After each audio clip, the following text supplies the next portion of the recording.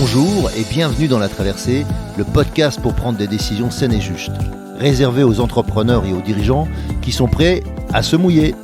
Je suis Hervé Franceschi, auteur, coach, conférencier, explorateur de la joie et aventurier de l'entreprise. 2 fois par mois, nous allons explorer ensemble, au travers de contes initiatiques et avec mes invités, comment traverser vos difficultés, vos incertitudes, vos moments de solitude et aussi vos réussites ou vos euphories. Mes invités, des sportifs de haut niveau, des start-upers à succès, des artistes reconnus, des dirigeants de grands groupes ou des personnes qui ont un parcours hors norme. À travers nos aventures, nous allons vous donner de l'énergie pour faire vos traversées.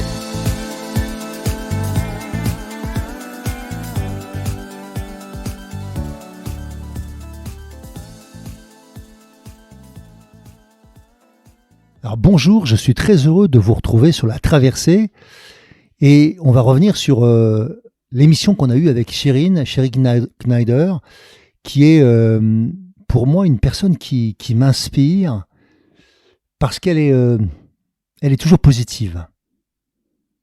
Elle est capable de rebondir dans des situations qui sont très difficiles. Elle pourrait faire preuve, comme on dit aujourd'hui, de résilience.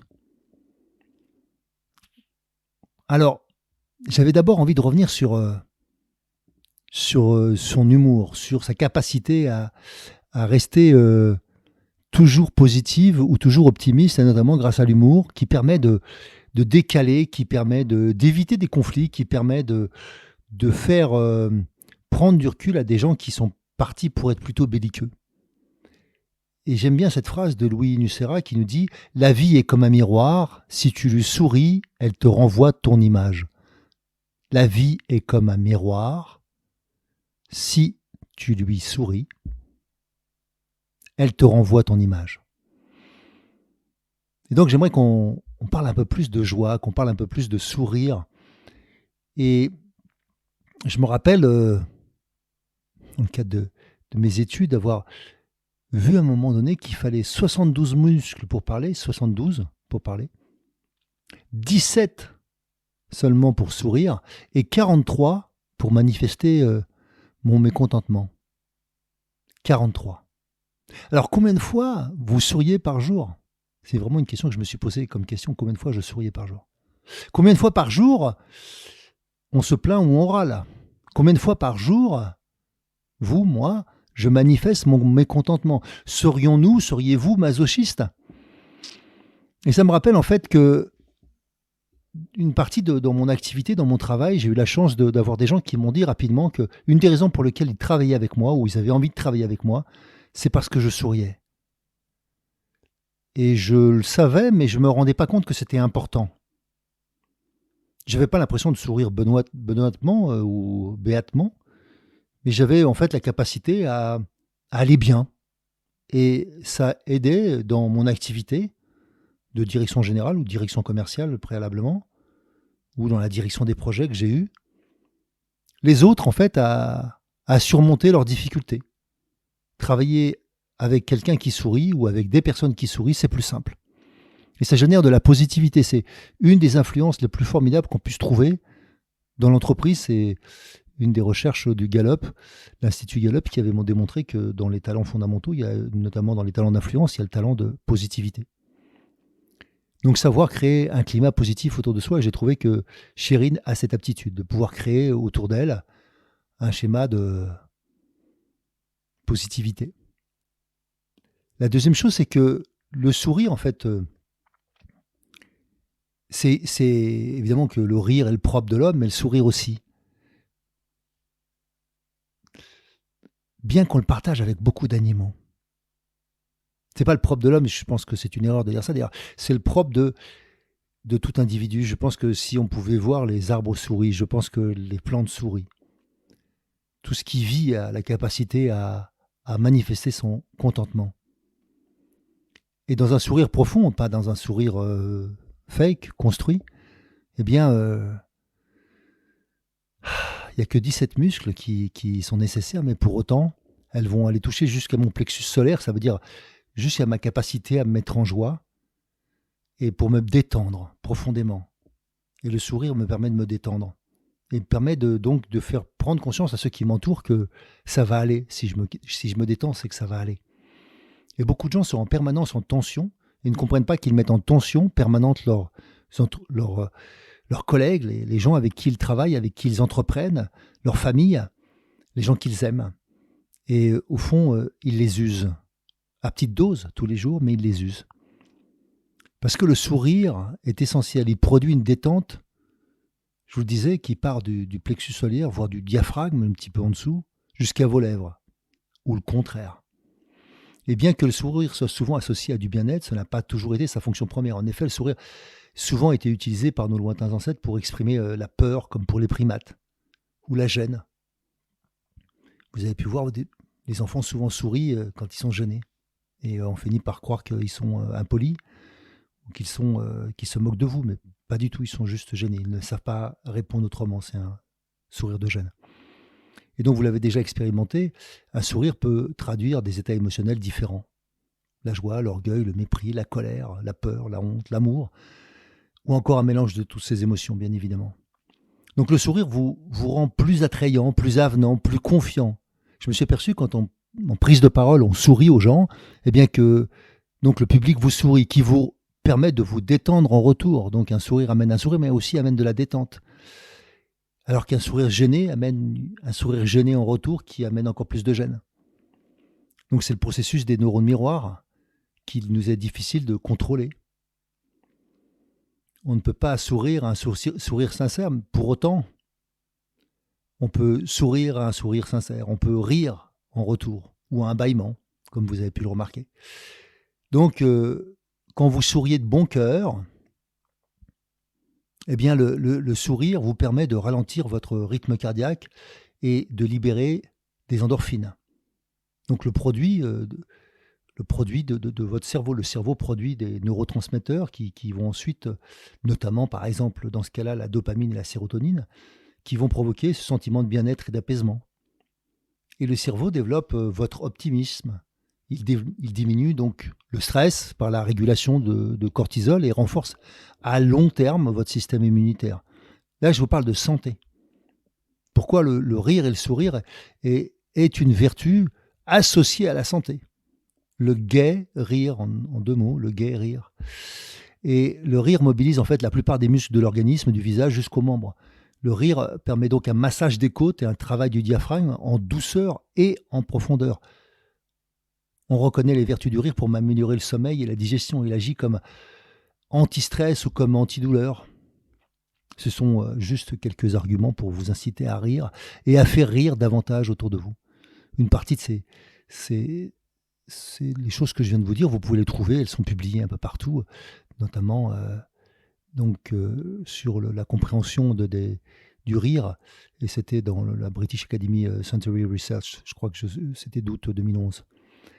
En tout cas, vous pouvez trouver toutes ces informations dans mon livre 4 saisons pour trouver sa place dans ce monde. Et je vous rappelle qu'en fait, l'objectif pour vous, c'est juste ça, d'être en joie. La joie est le moyen pour nous rappeler qu'on est sur notre route. Donc la joie est une puissance, à nous de la cultiver. Ou comme disait Voltaire, j'ai décidé d'être heureux parce que c'est bon pour la santé. Donc ça, c'est vraiment un sujet qui me paraît fondamental que Chirine nous a permis de reconnecter. Elle parle plus d'humour que de joie, c'est-à-dire qu'elle est plus dans le côté taquin, elle est plus dans le côté, je dirais, filou, malin, aussi qui s'amuse avec la situation. Et je trouve que c'est aussi intéressant pour prendre du recul et non pas se bâcher les uns les autres, parce que pour moi, c'est une habitude qui s'est beaucoup, comment dirais-je, accrue ces dernières années. Et je trouve ça, en fait, plutôt pénible. Souvent, ça humilie les gens, ça les met mal à l'aise. Ils finissent par dire si, ça va, mais au fond, ils sont pas bien. Et ça aide pas les gens à mieux fonctionner. Ce qui aide les gens, c'est par moments, oui, on peut se moquer, dans le sens se moquer de soi comme se moquer des autres, mais pas avec pour vocation qu'il y ait une humiliation, qu'il y ait un rabaissement. C'est juste une capacité de prendre du recul sur soi et de se dire oui, je dis que c'est juste dingue, et que c'est essentiel et que ça l'est pas en fait. Voilà, l'humour est un moyen de relativiser, relativiser la situation, relativiser le problème, relativiser ma difficulté. Et donc pour moi, c'est un exercice à faire tous les jours que de ressentir la joie. Moi, j'utilise en fait quelque chose que j'utilise plus tant que ça, mais qui m'a aidé à un moment donné dans ma vie quand ça allait un peu moins bien. Quand je me levais le matin et que j'étais en difficulté, c'est assez rare, mais il y a une période de ma vie où ça l'a été, eh bien je me levais le matin et je décidais de faire 10 sourires aux 10 premières personnes que je trouvais dans la rue. C'était extraordinaire le retour. Avant le 10e sourire, j'avais toujours un sourire qui changeait ma vision du monde, qui changeait ma vision de ressentir les choses. Et je me rappelle une fois, après une discussion, enfin, on pourrait appeler ça une engueulade, entre la personne avec qui j'étais à l'époque, mon ex-épouse, et j'arrivais pas à redescendre. J'étais très énervé, ce qui est assez rare chez moi de ne pas redescendre. En général, j'ai une colère et ça redescend, mais là, ça redescendait pas. Et je me rappelle, on était en voiture, j'avais dû sortir de la voiture, j'avais laissé mon épouse en plan comme ça. J'ai sorti, je conduisais, je suis sorti j'étais sur le périph' parisien. Je suis sorti, je me suis arrêté à une porte et je lui ai dit, je vais marcher. Et je reviens, mais là, je sentais que on aurait pu s'engueuler comme ça longtemps, alors que ça venait de mon état interne. Et donc j'ai appliqué encore une fois cette méthode et j'ai marché dans la rue. Et au bout de la 3e ou 4e personne, je ne me rappelle plus, il y avait quelqu'un qui faisait la manche. J'avais rien à lui donner, j'avais même pas pris mes papiers, j'avais rien, j'étais tout seul, j'étais pas nu non plus, j'étais habillé, mais je me sentais comme nu face à elle, je ne savais pas quoi lui donner. Mais je lui donnais mon sourire, c'est tout. Et elle m'a rendu un sourire qui fait que je me suis arrêté quelques instants face à elle. Elle parlait pas français, ou en tout cas très mal, on n'a pas conversé, on a commencé à parler, mais elle m'a répondu dans une langue que je ne comprenais pas. Et je lui ai dit merci. Parce qu'en quelques instants, j'avais fait la paix avec moi, fait la paix avec cette colère qu'il y avait au fond de moi, avec ce qui se passait avec mon épouse de l'époque. Et j'ai pu reprendre le chemin de la voiture et continuer le chemin après m'être excusé ou demandé pardon pour retrouver une sérénité. On allait chez des amis pour qu'on puisse retrouver une sérénité en allant chez ses amis. Donc dans la vie, par moments, en fait, on est la colère évidemment n'est pas bonne conseillère et j'aurais pu dire des choses, et j'en ai sûrement dit d'ailleurs, qui faisaient que ça allait trop loin. C'était pas ce que je pensais. Donc dans le travail, souvent l'humour est un moyen, le sourire est un moyen pour prendre du recul. Je voulais aussi aborder un autre registre, c'était celui de se réinventer qu'elle nous propose, d'oser penser comment rebondir, comment utiliser la niaque. Moi, j'appelle ça plutôt une capacité d'abnégation et de détermination. Elle utilise le mot niaque, et qui est nécessaire dans l'entrepreneuriat. Et par entrepreneur, j'entends en fait toute chose qu'on entreprend dans la vie. On n'a pas besoin d'être dans une entreprise. On peut être partout entrepreneur de sa vie. Et pour moi, c'est une capacité essentielle que de savoir se réinventer, d'oser penser que, en fait, on sait toujours rien et qu'il y a toujours tellement de choses à apprendre ou à apprendre à faire autrement. Et l'erreur, c'est de croire qu'on sait. Un peu comme en tant que sportif, j'ai pratiqué des gestes des milliers de fois, des dizaines de milliers de fois, des centaines de milliers de fois. Et finalement, je finis par penser que je sais faire. Mais ce jour-là, je ne sais pas, si je shoote, je shoote mal. Pourtant, je sais le faire habituellement. Mais là, dans cette situation, peut-être avec cet état émotionnel, peut-être avec cette manque de conscience de mon geste, de mon corps, à ce moment-là, eh bien, je mets à côté, une fois, 2 fois, 3 fois. Ou bien, je tire dans le goal. Qu'est-ce qui fait qu'à un moment donné, je ne suis pas capable de reproduire le geste que je connais des milliers de fois que j'ai pratiqué? Mon état interne, mon état émotionnel, mon état physiologique. Tout ça, c'est vrai, mais au fond, souvent, c'est juste la conscience que il faut que j'accepte à ce moment-là de juste faire ce que je sais bien faire. Quand je prends conscience que je n'arrive pas à faire ce que je sais bien faire habituellement, c'est quoi les gammes, c'est quoi les choses que je maîtrise parfaitement, que je vais pouvoir refaire, plutôt que d'essayer de faire des choses que je ne fais pas bien aujourd'hui. Comme je ne sais pas si je sais bien me présenter habituellement, mais qu'est-ce qui fait qu'aujourd'hui on ne m'écoute pas?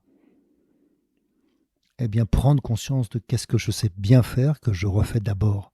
Et ça, c'est quelque chose que j'utilise partout dans la prise de parole en public, comme enfin évidemment dans mes conférences, mais aussi dans toute situation, sportive ou pas, savoir repérer ce que je sais très bien faire, que je peux considérer comme mes gammes, que je peux revenir dessus pour que je retrouve ma conscience, mon expérience, mon excellence. Et peut-être aujourd'hui qu'il n'y a qu'un coup que je sais bien faire, mais si celui-là je le maîtrise mieux que mon adversaire, ça suffira très largement. Si ça suffit pour que ce n'est pas un adversaire, c'est je délivre quelque chose à mon client, peut-être que c'est suffisant pour que lui il apprenne vraiment quelque chose aujourd'hui, qui lui fasse passer vraiment un cran au-dessus. Et donc, oser, oser se réinventer pour aller vers l'excellence. Ça me fait penser à, à un golfeur que tout le monde doit connaître et qui était le meilleur golfeur du monde,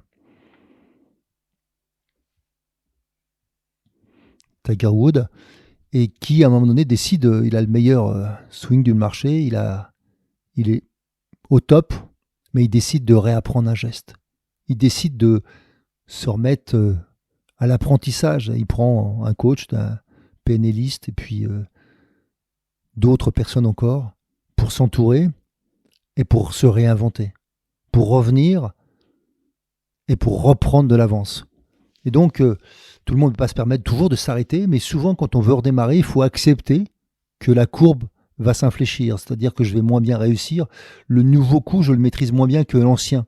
Et on pourrait se dire, quel intérêt? Oui, mais c'est parce qu'à un moment donné, pour gagner les dixièmes, pour gagner les centimètres, pour gagner les centimes, peu importe de quoi on parle, eh bien, il va falloir oser réapprendre, recommencer, redémarrer. Et ça, c'est un gage d'humilité. Il faut une grande humilité que d'accepter d'être à nouveau médiocre, moyen. Hein, j'ai lancé un spectacle il y a quelques années et il a fallu que je me réinvente et que j'ose, moi qui étais l'habitude de remplir des salles beaucoup plus grandes, d'accepter d'être avec des petites salles. D'accepter que des gens me disent non, c'est pas le prix. Parce que ce que je faisais ne valait pas le même tarif, notamment en entreprise, que si je me vends comme du one-man show. Et que peut-être après je me vendrais beaucoup plus cher, mais qu'à ce stade, je ne le valais pas. Voilà, qu'est-ce qui fait qu'en fait on ose faire quelque chose et puis qu'on essaie de réapprendre et puis ça marche pas, c'est pas grave. Mais est-ce qu'on peut redevenir bon dans un endroit qui me passionne? Vraisemblablement oui, voire même excellent. Et donc c'est oser redémarrer, oser réapprendre. Et puis des fois on n'a pas le temps, il faut oser prendre quelqu'un qui saura faire ce travail, qui saura faire ce que je ne sais pas bien faire, même si je peux le faire bien, mais ça me demanderait beaucoup de temps, beaucoup d'énergie, et l'intérêt d'une entreprise, c'est de ne pas être seul. Donc d'oser prendre des gens qui autour de moi, même si je suis tout seul dans mon entreprise, peut-être d'avoir des gens à l'extérieur si je n'ai pas d'employés. C'est un peu comme se faire aider, on n'est pas obligatoirement des bons parents, il y a des gens qui sont naturellement des bons parents et d'autres qui sont naturellement pas des bons parents. Vous en connaissez tous, vous avez peut-être même vécu avec. Et donc, où ils sont pas bons dans tous les domaines, hein, et donc se faire aider. Et je pense que ça, c'est essentiel que de retrouver la capacité d'apprendre. Et elle nous parle de cette humilité qui nous permet de continuer à apprendre. Ça me paraît juste fondamental pour moi, d'oser apprendre. Et elle nous parlait en fait de sa fierté aussi de transmettre ce que l'on sait. Et puis cette phrase qu'elle nous dit qui m'a parlé, qui est que de savoir beaucoup de choses n'a pas beaucoup d'intérêt. Ce qui compte, ce qui est important, c'est de transmettre ce que je sais ou de savoir ce que j'en fais. Pas de savoir quelque chose, mais de qu'est-ce qu'on en fait. Et donc, qu'est-ce qu'on en fait peut être de transmettre, mais peut être aussi de créer. Et qu'est-ce qui fait qu'un savoir reste tout seul? C'est de la rétention, c'était la source du pouvoir dans le passé, mais je pense qu'aujourd'hui, c'est souvent la source de l'appauvrissement. Le savoir, il se multiplie quand on le partage. Et donc, je pense que c'est Chérine qui nous parle de l'humilité de réapprendre, l'humilité de partager, de transmettre, pour toujours avoir la capacité d'apprendre à nouveau. Et ça, c'est pour moi une source d'émerveillement et une source de joie que d'apprendre, je me suis aperçu que souvent, les gens aimaient apprendre. Et quand on apprend quelque chose à quelqu'un, si tous les jours on apprend quelque chose, et qu'on a l'impression d'être plus intelligent, ou bien tout simplement euh, d'avoir une utilité pour certains, eh bien on augmente notre capacité d'émerveillement. Et je pense que ça, c'est vraiment une capacité d'enfant que beaucoup d'adultes ont perdu. Pour moi, c'est la capacité d'émerveillement, c'est la racine même de l'énergie vitale, de mon énergie vitale. Et voilà, je pense que si vous avez la possibilité de rester émerveillé comme un enfant, de regarder les choses qui sont belles autour de nous, plutôt que des choses qui sont laides. Ça ne veut pas dire qu'il ne faut pas essayer de progresser, mais la force, on ne la trouve pas dans la laideur, enfin je ne crois pas, en tout cas pas moi. J'ai besoin d'avoir du beau autour de moi, j'ai besoin d'avoir des merveilles autour de moi, et j'aime bien cette idée de pouvoir s'émerveiller pour progresser. Et comme souvent les enfants le font, ils sont capables de voir la merveille qui est autour de nous. Ils peuvent regarder un insecte pendant des heures, une fleur pendant des heures. Combien d'entre nous sont capables de patience, la patience de l'émerveillement de l'enfant, qui est prêt à attendre, même si aujourd'hui j'ai l'impression qu'à force de vouloir tout donner aux enfants, on les rend impatients et on les frustre sans leur apprendre ce que c'est que la frustration. Alors je voudrais poursuivre en fait avec une autre chose que Chéri nous a proposé, c'est son nom en fait, son prénom qui veut dire douce en perse et en turc, si je me rappelle bien. Pour moi, c'est une vertu que de développer de la douceur pour soi. Et je pense que nous manquons de douceur, comme nous manquons de gentillesse dans ce monde. Je ne crois pas qu'on manque de méchanceté ou de dureté. Même si on veut endurcir les gens, souvent, je me suis aperçu que la douceur est une qualité forte. Et que par la douceur, on fait passer beaucoup de choses. Que par la gentillesse, et je ne parle pas de la gentillesse par lâcheté, je parle vraiment de la gentillesse, un don de soi, un don du cœur. Et la douceur, ça s'associe à la gentillesse. C'est faire passer les choses en douceur. Comment dire quelque chose de peut-être difficile, mais en douceur. Et puis parfois, oui, effectivement, il faudra le dire durement, parce que ce sera peut-être la seule manière de comprendre, mais c'est une vertu aussi. Mais je trouve que dans ce monde, on s'évertue à la dureté. On s'évertue à l'intransigeance. Alors que c'est, comme dans toute chose, l'équilibre. L'équilibre. Et donc, il manque pour moi dans l'équilibre de la douceur. Qu'en pensez-vous ? À quel moment pourriez-vous mettre de la douceur dans votre vie ? À quel moment vous auriez besoin de douceur ? À quel moment vous n'en accordez pas ? À quel moment vous l'accordez et osez-vous dire que merci pour cette douceur. Alors je sais que pour beaucoup, la douceur, c'est juste du sucré, un dessert. Pour moi, c'est pas ça. La douceur, c'est quelque chose de profond qui détend justement l'attention. Donc, je vous propose d'oser un peu plus de douceur cette semaine ou ce mois-ci. Et je voulais revenir sur la capacité que nous avons, que nos contemporains ont, je pense que ça date pas d'hier, à se plaindre, comme nous parlait Chéri nous disait que, évidemment, on est connus les Français pour râler, mais je pense aussi pour se plaindre, comme si nous n'avions rien. Comme si tout ce que nous avions, c'était jamais assez. Et ça, pour avoir été jeune, insatiable, je voulais toujours plus que ce que j'avais. C'était aussi une force. C'est ce qui m'a permis de gravir peut-être des montagnes pour certains. Mais en même temps, je me suis aperçu à quel point c'était fatigant pour moi et les autres. C'est-à-dire qu'il n'y avait jamais de pause. Et donc, de mixer ça, de prendre le temps de prendre conscience qu'il faut le satisfaire de ce qu'on a, de se contenter de ce qu'on n'a, pas dans le sens viser bas, mais que par moment il faut avoir des pauses dans le contentement pour ensuite garder un objectif haut, et se plaindre, c'est juste pour que ça soit clair, râler c'est le bruit, le râle c'est le son qu'on fait quand on est en train de mourir, avant de mourir, le râle. Si vous avez accompagné des gens en fin de vie, vous avez dû entendre ce son qui sort du fond de la gorge. l'oral. Je me rappelle avoir entendu mon père dans ces derniers instants. C'était émouvant. Et donc c'est pour vous rappeler qu'on est en difficulté quand on râle, mais on essaye encore d'y arriver par soi-même. Ça dépend encore de nous.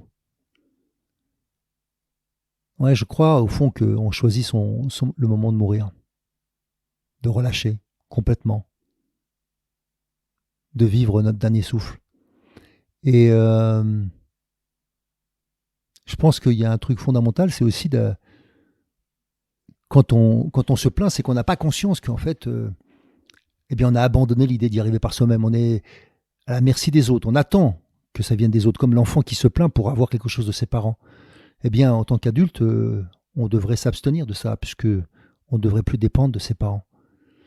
Et donc, se plaindre, c'est avouer son échec, c'est avouer son incapacité. Il vaut mieux dire que vous avez besoin d'aide, ça c'est au moins clair.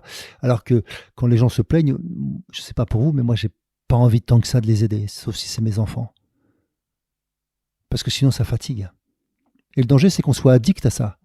En fait, on développe une chimie intérieure, la chimie de la plainte, qui, comme je vous l'ai dit tout à l'heure, on peut développer par le cerveau, en fait, un certain nombre de neurotransmetteurs. Eh bien, c'est la même chose, là. On développe d'autres neurotransmetteurs qui sont dysfonctionnants. Et en plus de ça, on va développer à terme de la peur de ne pas y arriver, la peur de l'incapacité, de l'impuissance, qui vont être difficiles dans mes relations avec moi ou avec les autres.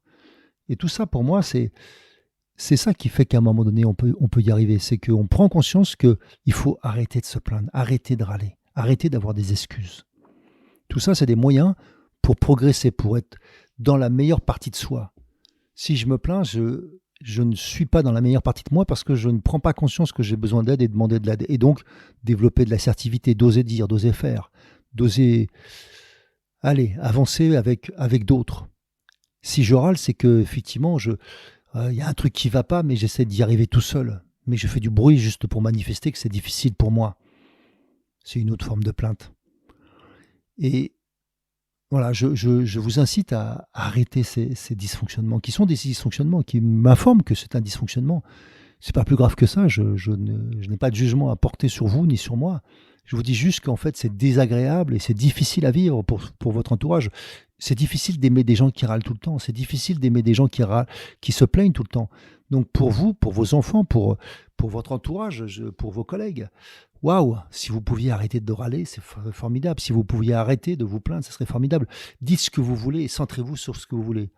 Et comme vous le savez, en fait, il vaut mieux s'atteler sur ce sur quoi on a du pouvoir, ce sur quoi on a de la capacité. Et quel que soit le sujet, s'il y a des choses qui ne fonctionnent pas au niveau politique, au niveau national, au niveau de votre entreprise, eh bien, militez pour ça. Mais râlez pas. Ça ne sert à rien, ça ne motive personne. Vous allez trouver que des râleurs, mais ce n'est pas des gens qui font, c'est des gens qui râlent. Et s'ils se plaignent, une fois de plus, ils vont attendre que vous les portiez. Donc votre travail va être encore plus ardu pour arriver à la même tâche. Donc c'est comme s'il y a une injustice, ça ne sert à rien de se plaindre d'une injustice, il faut la réparer. Et donc prendre le temps de découvrir quel est mon potentiel là-dedans, c'est ça que je vous propose. Et pour revenir à quelque chose qui est l'émerveillement, j'ai trouvé que tout à l'heure, chez Chérine, il y avait quelque chose qui m'a fait penser à une histoire qui me plaît beaucoup, qui est cette histoire de la petite fille et les éclairs. Et je vais vous la conter, enfin je vous la raconter rapidement. J'aime bien cette histoire, elle me rappelle l'enfance, elle me rappelle le côté ingénu qu'on peut avoir. Donc c'est l'histoire d'une petite fille qu'on va situer en Australie. Elle aime aller à l'école, elle y va en marchant, souvent en fredonnant, en gambadant, elle est toujours un petit peu fofolle, elle chante, elle danse. Et ce jour-là, c'est l'heure à laquelle elle doit rentrer, sa mère est inquiète. Sa fille n'est pas encore rentrée et le ciel est en train de se déchaîner. Il y a des éclairs qui commencent à pointer et un orage qui arrive. Le ciel est noir. Et là, on attend la grosse pluie. Et juste avant que la pluie éclate, elle décide d'aller la chercher. Elle prend sa voiture et elle la repère au loin, après quelques minutes sur la route. Et plus elle avance, plus elle s'aperçoit que sa fille, en fait, ne vient pas vers elle. Elle ne bouge pas. Enfin, si, elle saute, elle fait des mouvements de danse. Ça paraît complètement dingue. Elle ne comprend pas du tout ce qu'elle fait. Il pleut, les éclairs tombent, et sa fille a l'air d'être heureuse. Alors, elle arrive à côté d'elle, elle baisse sa fenêtre, et elle lui dit « Mais qu'est-ce que tu fais ? Qu'est-ce que tu fais là ? Tu vois bien qu'il pleut, faut que tu rentres. » Et sa fille lui répond « Eh bien, tu vois bien. Dieu me prend en photo, alors je souris. » J'aime bien cette histoire, Dieu me prend en photo, alors je souris. C'est ça le plaisir des enfants. Utiliser n'importe quoi qui arrive dans la nature pour s'inventer des histoires, s'inventer un scénario pour être heureux, heureuse. Alors, quelle joie vous éprouvez dans la nature? Quelle joie vous éprouvez face aux enfants? Gardez de ce côté ingénu. Et je voulais vous proposer en fait un conte qui a à voir avec le thème de ce podcast qui s'appelle La Traversée. Eh bien là, c'est la traversée du Bosphore. Et ça se passe à Constantinople, à l'époque de Constantinople.